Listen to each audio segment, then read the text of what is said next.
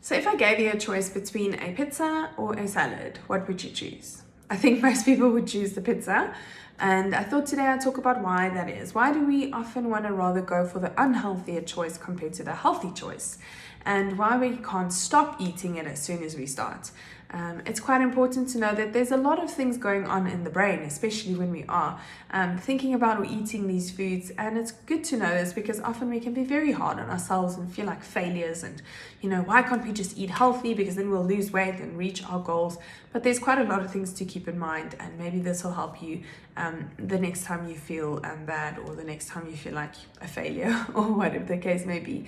I also have a few tips to maybe help you when it comes to choosing the healthier options, so I hope you find this video helpful.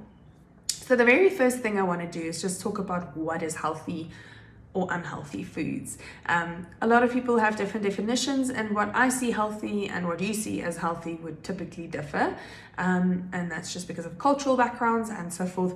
But if we look at the definition that researchers use as unhealthy, those would typically be foods that are heavily processed with quite a lot of additives, added to it. In other words, preservatives, your colorants, your E numbers, sugar, salt, often fat, and then also foods that are low in fiber.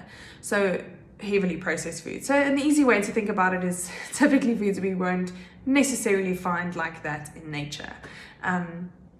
But it's really important. The first thing that I want to say is that by no means do I mean that we should never eat these foods and that you are never going to be healthy or never going to lose weight if you have these foods. It's just really important to have it in a balanced way, in moderation. And unfortunately, that is a bit harder to do, but that's just what I wanted to say before we start, or carry on at least. Okay, so now that we know that what is unhealthy, let's look at why we choose unhealthier foods instead of the healthy option. Okay, so once we eat food that has a lot of flavor, it actually lights up the reward center in the brain and releases serotonin or dopamine, which makes us actually feel good. So if you think about it practically, a lettuce leaf compared to a Doritos chip will have a lot more flavor than a lettuce leaf, for example. So the Doritos chip is actually going to light up the brain a lot more, going to release a lot more serotonin and dopamine, which is going to make you feel better. Okay. Now, if we look at this actually when we were still hunters and gatherers and we had to survive, this was actually a crucial survival technique for the humans. Because if we think about it, that reward center or that stimulation actually gave us the cue to remember that this food is good, this gives us nutrients, it gives us energy, so have more of it so that we can have energy and survive, right? But where we now live in a Western modernized society where food is not necessarily dependent on nature, we can have food abundantly. That is a bit of a limitation for us at the moment. Okay, but that's really what happens in the brain. As soon as we have food that has a good lots of flavor in it, it stimulates the brain to release feel-good, neurotransmitters or hormones, and that actually then leads to this effect where we want to have more of it because we always want to feel good, right? So that's the first thing. The second thing is also to remember that unfortunately these heavily processed foods often are lower in nutrients, and the body actually can't absorb these nutrients very effectively. So we're having all these foods, we're having all the energy from it, but we're not getting in all the vitamins and minerals, which is actually detrimental to our health in the long term. Now, the other thing is, when we're talking about the unhealthy types of foods or the heavily processed foods, they often are very energy dense. In other words, when we look at it per gram, they have a higher energy amount in terms of calories or kilojoules compared to a healthier food per gram, which would have a lower energy density, in other words, lower calories or kilojoules. So practically, if we look at it, for example, 100 grams of strawberries would have about 30 to 40 calories, which is not a lot, compared to 100 grams of crisps would typically have about 500 or even more calories. So if you think about it, you have to eat quite a lot of strawberries to get to the same amount of calories and 100 grams of chips or crisps.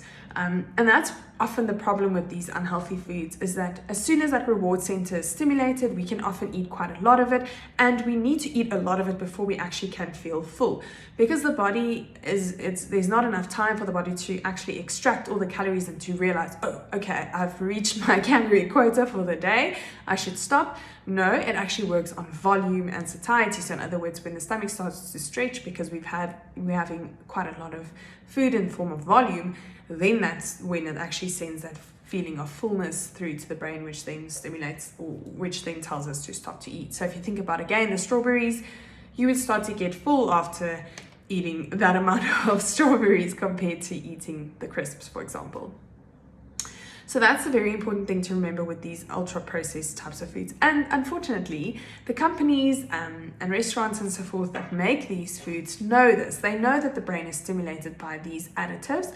So of course they're going to add it because their goal in life is to make money. So they often add a lot of these foods that's going to burst the flavor and that's going to elevate the flavor so much, which is going to just stimulate that reward system and just keep everyone coming back for more, unfortunately. And remember, when we're thinking about energy balance, or especially weight loss, we need to think of energy balance in the form of energy going in forms of calories or kilojoules compared to what's going out in the form of exercise, metabolism, and so forth. So if you're consuming high energy dense foods, it's going to be very difficult to actually lose weight.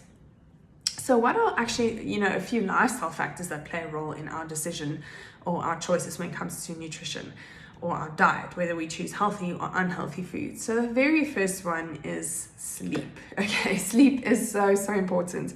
We see with the research that participants that slept 6.5 hours actually tend to choose the unhealthier option, mainly because of that sleep deprivation. In other words, again, it's just that survival where the body knows that these foods are energy dense, so I need to eat more of it. I get a lot more kick, I get more bang for my buck when I eat this food. Again, also because it releases that rewards, that serotonin and dopamine, better feeling that we get when we eat these flavor bursting and enhanced foods. So even just 6.5 hours, which is quite common for most people to sleep, can lead to unhealthier food choices. So try to opt for that 8 to 9 hours of sleep if you can, and just be mindful of that when you are struggling to choose the healthy options, if it might not be your sleep that's impacting that. The next thing is stress. Okay, unfortunately, everyone has a lot of stress, and we can't necessarily get rid of our stress, but we can manage it better. Again, if there's a lot of stress in the body and we have a lot of stress, occupying our minds, we often then tend to choose the unhealthy option, again, to feel better, to release the serotonin, to release the dopamine, and the vicious cycle just goes on and on and on.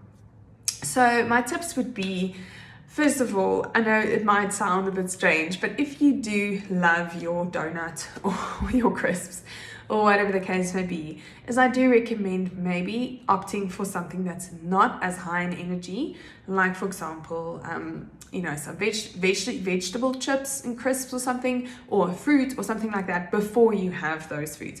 In other words, just to fill up the stomach a little bit before you have that energy dense food, so that you don't end up eating so much of that energy dense food and that your body's filled up a bit from the lower energy dense foods like the strawberries, for example. So have some strawberries before you have your crisps. So that's the first thing. The second thing is, I always recommend trying not to have these foods in your house, because unfortunately, if it is in your house and you maybe just have a feeling of being a bit low, or you feel a bit stressed out because of work, your first inclination would unfortunately be to head to the cupboard and get yourself some crisps or chocolate or sweets or whatever the case may be. So it's better to not have it in the house, where it's not as accessible for you to get. So the moral of the story is that balance is key. By no means do we need to cut these foods out completely, because let's be honest, we still need some of the good stuff in life. We just need to be able to have it in a balanced and controlled way.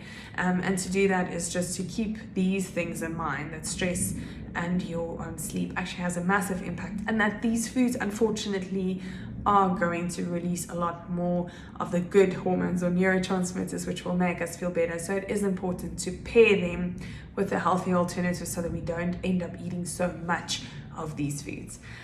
So I hope this has been helpful. Let us know if you have any questions, and I'll see you in the next one.